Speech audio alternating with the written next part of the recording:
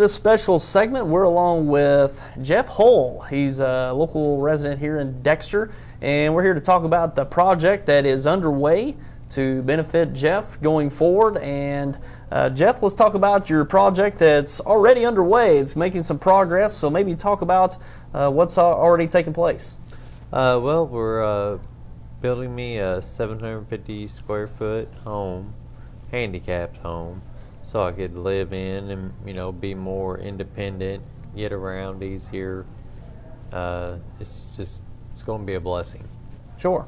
All right. Before we get further into that project, let's talk more about your story, where you grew up, and how your life's come along. So maybe talk about where you went to school, where you grew up. I went to Dexter till my 7th grade year, and then I moved to Puxico. And then I graduated from Puxico, so I've been here in Stoddard County, all my life. Sure. All right. And you graduated from Puxico and go into the service. Do I have that right? Yeah. I went straight into the service right after high school. Okay. And was it the Army? Army. Okay. Yes. Yeah, you went to the Army, and there in the early 2000s. So that was certainly in the early 2000s. That was the height of the Afghanistan and Iraq war after the terrorist attacks in 2001. So that was certainly pretty heightened time on the war front for America. Yes. And actually, in boot camp is when the Twin Towers fell. So. Well, that had to be just seeing those attacks, and you're in the military, you could almost sense that something was going to be coming about from that. Yes, we wasn't even allowed to watch TV in boot camp, but they actually brought the TVs out for us to see it, and we were all shocked. Yeah, I can imagine. So you're in the Army, and you actually do serve overseas. Maybe talk about where you served overseas. Well, we was over in Muqaddiya, Iraq, for the year, and it was scary. We had our fun times, but being away from home is not the same as being way overseas and not knowing what's going to happen next. Yeah, overseas is one thing, and overseas in wars, totally different thing. Yes. Yeah, and you did see some combat, so like you said, scary experiences over there for sure. Yes. So that's certainly not any kind of life experience we would want, but that's what our soldiers do, such as Jeff. They serve in not so great conditions, and certainly served honorably in Iraq. And you served for how many years? 3 years. 3 years. And then I came back home and was going through some things, and started, drinking alcohol heavily, and got in an accident. And after actually being in the accident is when the first PTSD ever came to my knowledge. And I can remember, I'm right around your age, and when soldiers started to come home and dealing with, after being in combat, coming back and trying to adapt to their routine lives that they typically had before, it was certainly a struggle. And I can vividly remember things in the news about soldiers dealing with PTSD, and it seemed like the science was a little behind trying to treat the soldiers coming back. So there was kind of a lag in actually diagnosing the soldiers that were coming back and also treating them. So hopefully the science is starting to catch up, and hopefully some progress has been made during all this time. Yes, I mean it has. We have some very good doctors over there that, they listen to us and they try to help us. Try to deal with the PTSD, try to do more, but sometimes, you still can't. Sure. Yeah, it's a lot to overcome. Maybe going back to your service real quick, he does have an interesting story, and I couldn't believe it when I heard it, but it was a very interesting story about your time in Iraq and actually with Saddam Hussein. So maybe you just walk us through that story. Yes, we were in Tikrit for about, I would say about 4 or 5 days, and then we drove for a major. So we got sent on this mission, and I didn't really know what we were doing, because they didn't really tell specialists what's going on. They just basically told us what to do. So we were on this mission, and we were ground control, and actually, come to find out, we caught Saddam Hussein. Wow. And you didn't even know it until it really happened. No. It's very shocking. Yeah.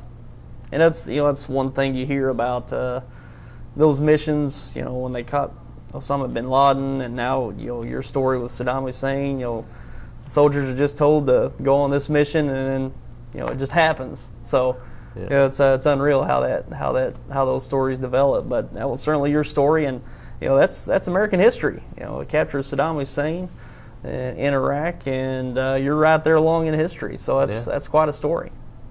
So there you go, Stoddard County fella here in the midst of capturing Saddam Hussein. So it's quite the story. So going back to your project, you're back home now.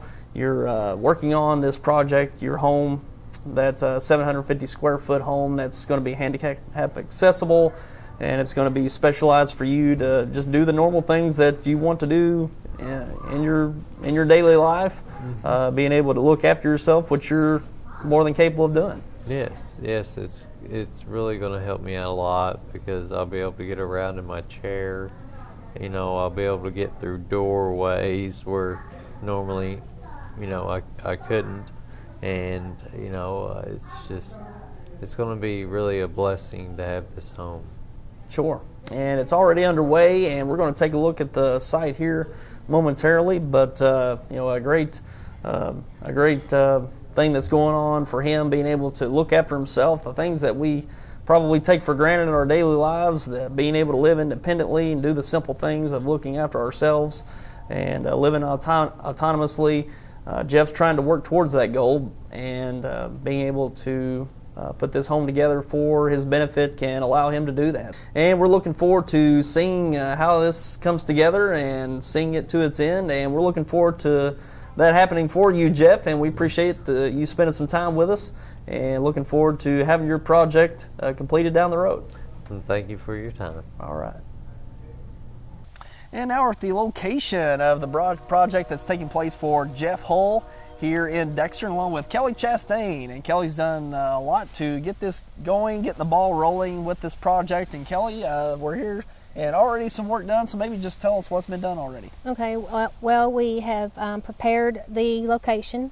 We've had the concrete poured and the plumbing put in. So now we're waiting on some materials to come in that we ordered. And in about 3 weeks, we'll start building the frame up. Okay, so it's underway, the ball's rolling, and working on this project to get it completed for Jeff. And so maybe tell us about the specific things, the particular things that are going to be in this to make Jeff's life a whole lot easier. Okay, well, first of all, it will be 100% handicap accessible. So Jeffrey will feel independent.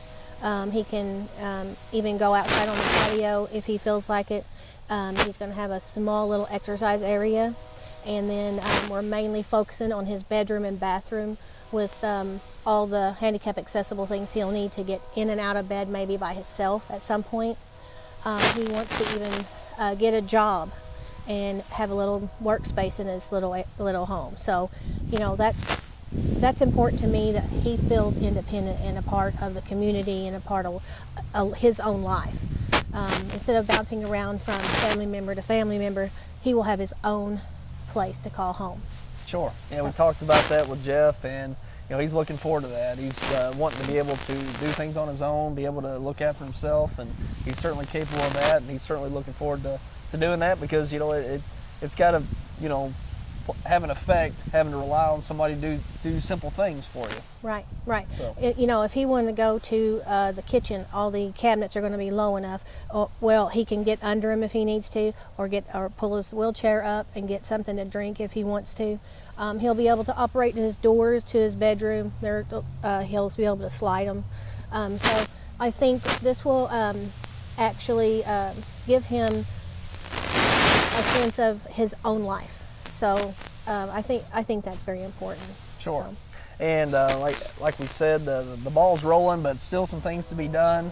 And if anyone out there is want to contribute in a certain way, they've got an account set up for him. If you want to contribute monetarily, but also if you've got a skill that you're willing to donate to help complete this project, or if you've got materials that you can do away with that you might be able to donate towards this cause, they're more than welcome to take those and graciously take those and use it towards this project.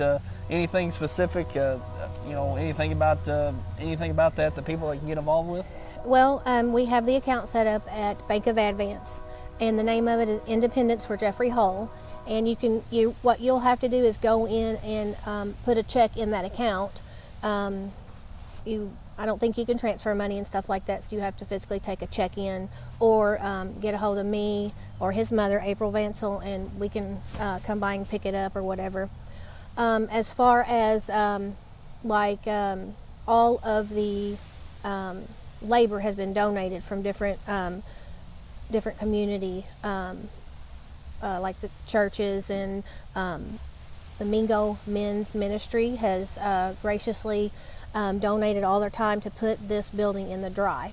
So I'm really needing right now some roofing materials, some insulation, and we're doing some fundraisers to try to make that money. Okay, so a number of ways to contribute and get involved with this project, whether it's making that donation at the Bank of Advance, the Independence for Jeff Hull account, or if you've got materials that you're willing to donate, or also if you've got time, if you're a church organization or a local organization, or just want to get involved with maybe contributing some time, like Kelly said, they've got some contributors already, but if you'd like to just be on the list, so you never know how schedules work out, that right.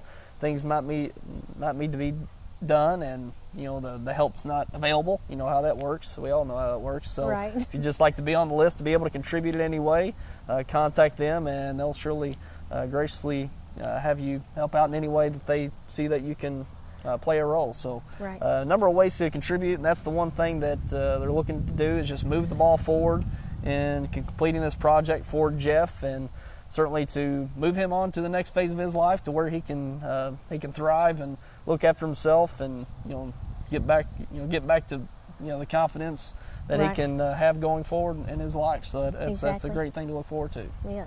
All right. So Kelly, appreciate you spending some time with us and showing off the project that's already underway, and we'll be looking forward to that being completed for Jeff, and hopefully we can get people involved in any way they can. That would be great.